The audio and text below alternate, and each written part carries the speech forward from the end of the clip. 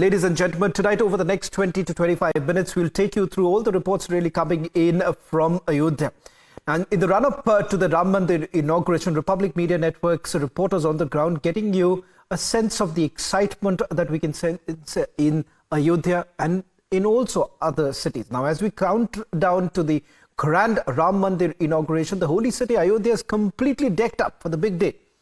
And we at Republic are now getting you the mood of the city ahead of the 22nd January inauguration. There are a few reports filed by my colleague Madhurima Mishra. Take a look. Preparations are on all across the holy city of Ayodhya ahead of the grand ceremony that is scheduled for January 22nd, 2024.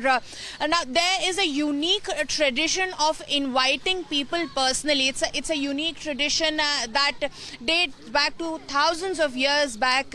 And in the similar fashion, we have a group of gentlemen over here, as you can see, that they have taken out a Kalash Yatra. You can see that they have their vehicle as well behind. It's all decked up with balloons, and alongside this vehicle they are walking on foot and personally inviting people to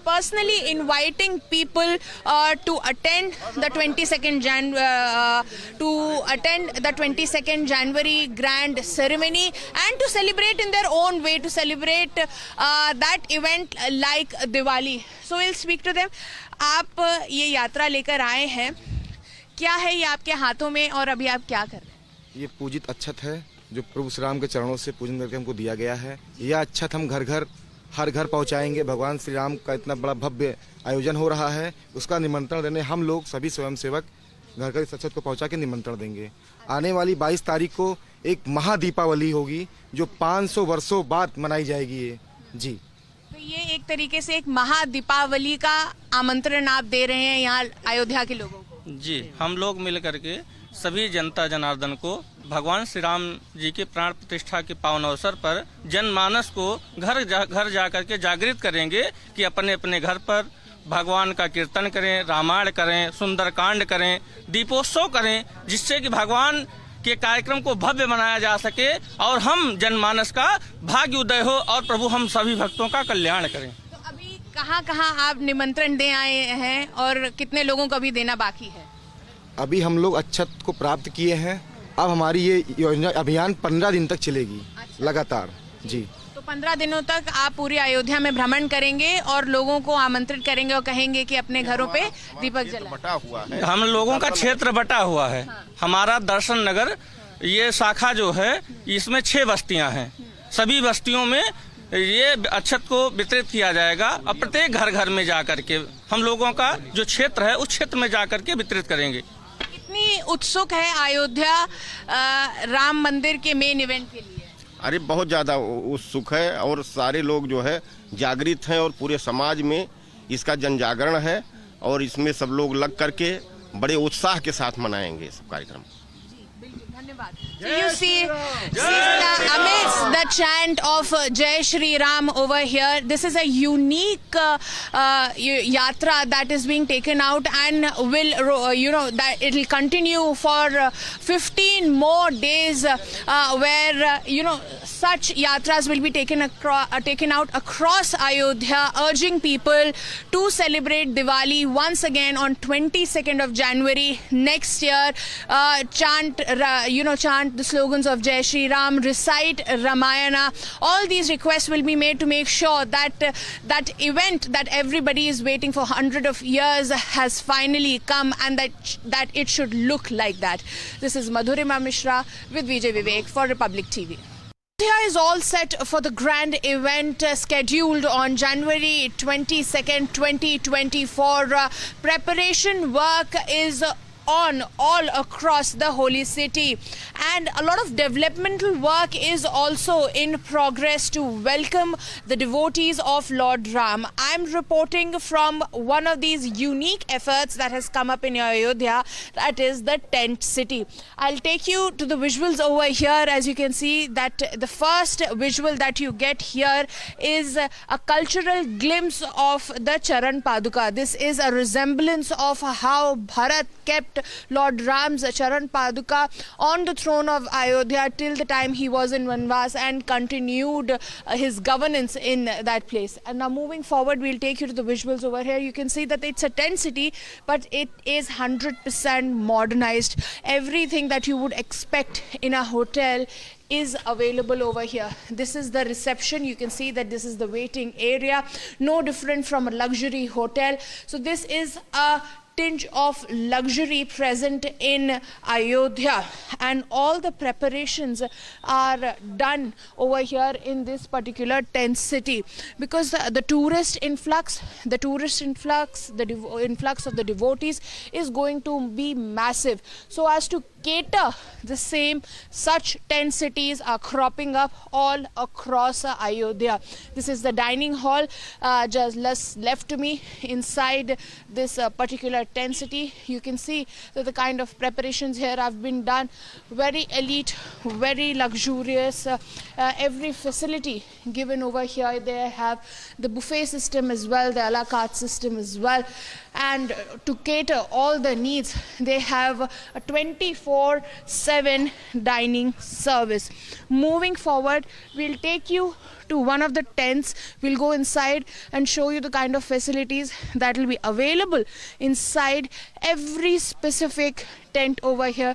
You can see such will be the presentation. This is the exterior over here, and then we'll move inside and show you the kind of facilities this tent city is going to provide. We'll go inside. This is the entrance. It's a zipped entrance. Upon opening, one can go inside and see. It's a beautiful, luxurious room over here, something that you would expect in a 5-star hotel. In the similar fashion, you can see that the furniture, a fan, air conditioner, television, a proper cabinet, everything has been provided inside this particular tent. Moving in, we'll also show you the lavatory present here. This also has all amenities needed to a person. There you have a shower, you have your wash basin over here, you have all the amenities that one would need to spend comfortable time in Ayodhya. So such preparations are on all across the city. This is one such establishment that has been constructed over here. In the similar fashion, multiple tent cities are going to be set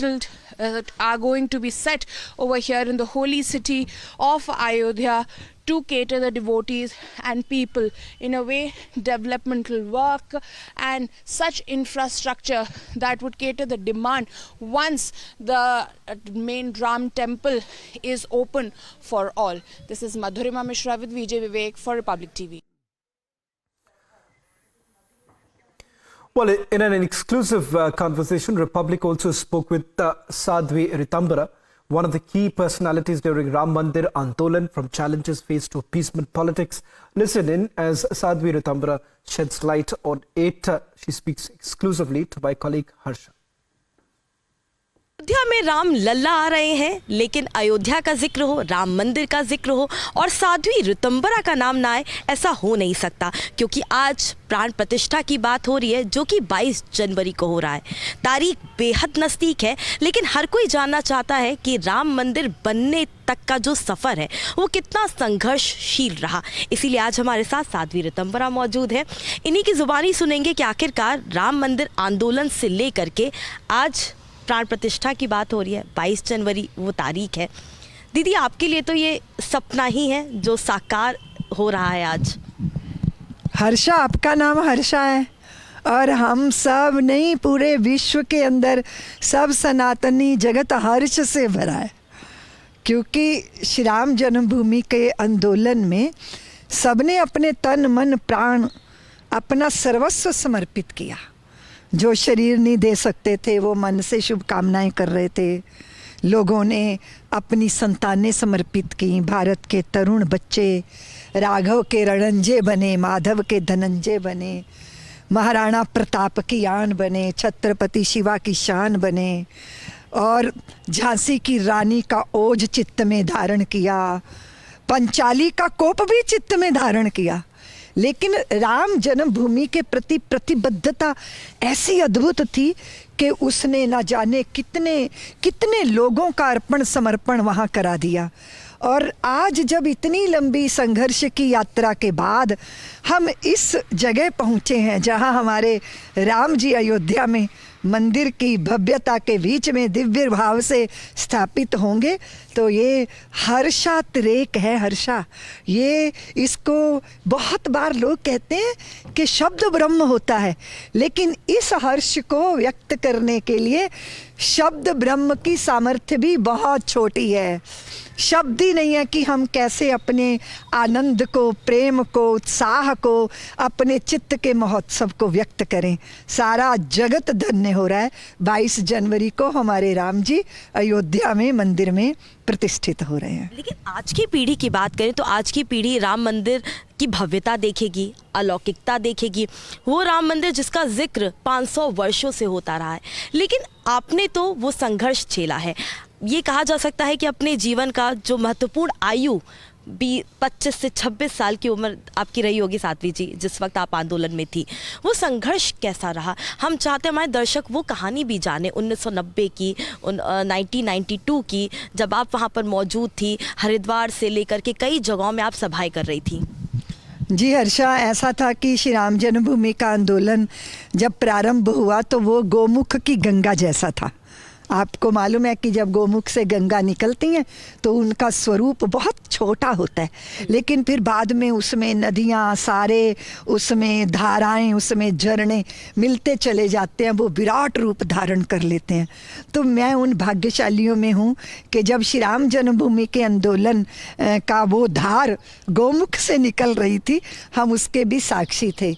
Saryu के किनारे पर सरयू का जल हाथ में लेके शपथ लेना कि माँ तेरे तटों पर हम खड़े शपथ लेते हैं कि हमारा जीवन, हमारा सर्वस्व जो है श्री राम जन्मभूमि को अर्पित होगा। हम अपने राम जी को भव्य मंदिर में स्थापित करेंगे, क्योंकि हमारे संकल्प के सामने कोई विकल्प नहीं है। हे सरयू माँ, हमारे संकल्प में कहीं शिथिलता मत आने देना।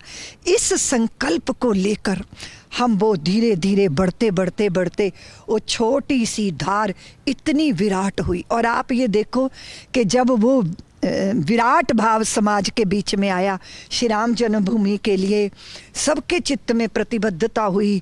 बड़ी बड़ी छोटी सी, हमने तो पता है हर्षा कहाँ से प्रारंभ किया, जब दुकानों के शटर गिरे होते थे ना, तो उसकी छोटा सा देहली होती है 1-1.5 फुट की, वहाँ खड़े होकर हम जय श्री राम, जय श्री राम, 5-10 लोग इकट्ठे हो जाते थे हमारी बात सुनने के लिए।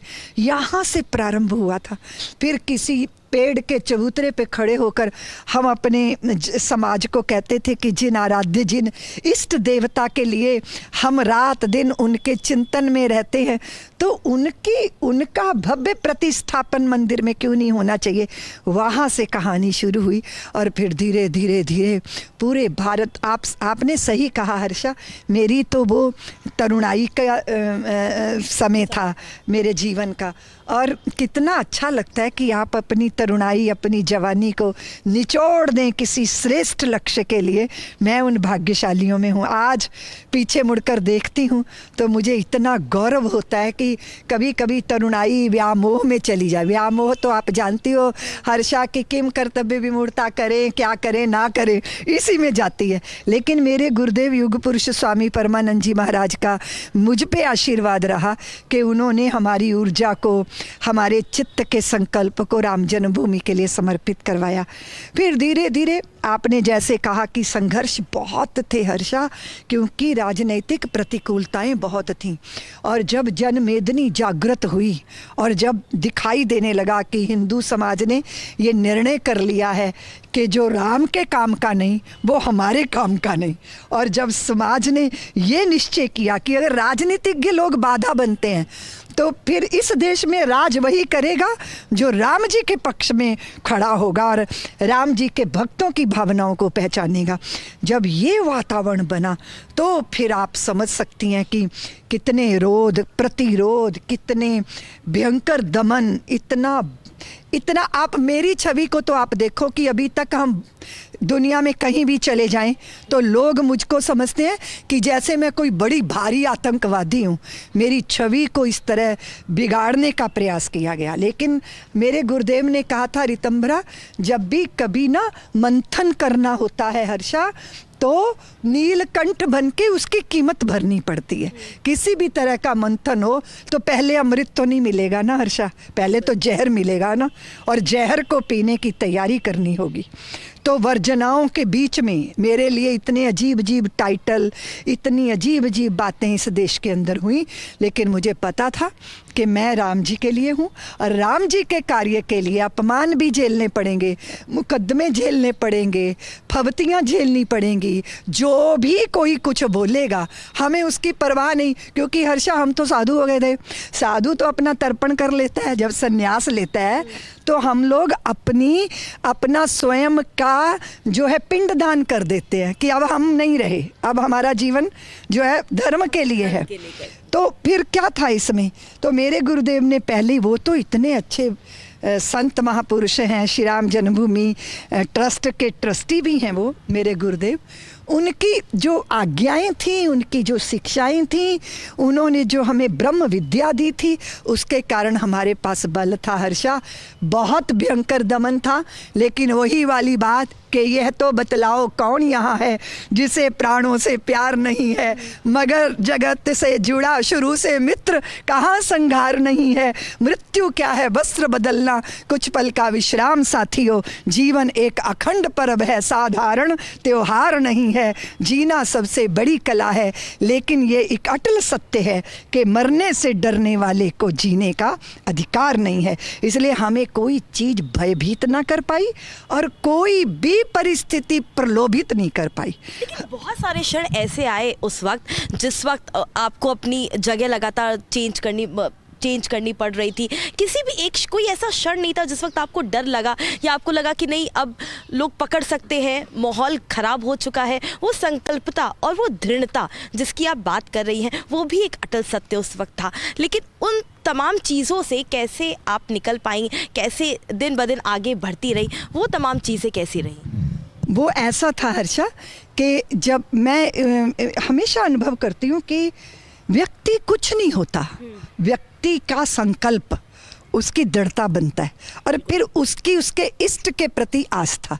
हमें लगता था राम जी रक्षा कवच बन गए हैं, इसलिए हम राम जी के काम में लगे हैं। जीना मरना तो विधि के, नियति के, नियंता के हाथ में है।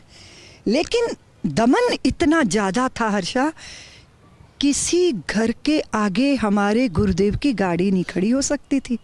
लोग डरते थे कि अगर ये गाड़ी यहाँ खड़ी होगी तो पुलिस आके दबिश बनाएगी, और आम समाज तो पुलिस के लफड़े में नहीं पड़ना चाहता ना।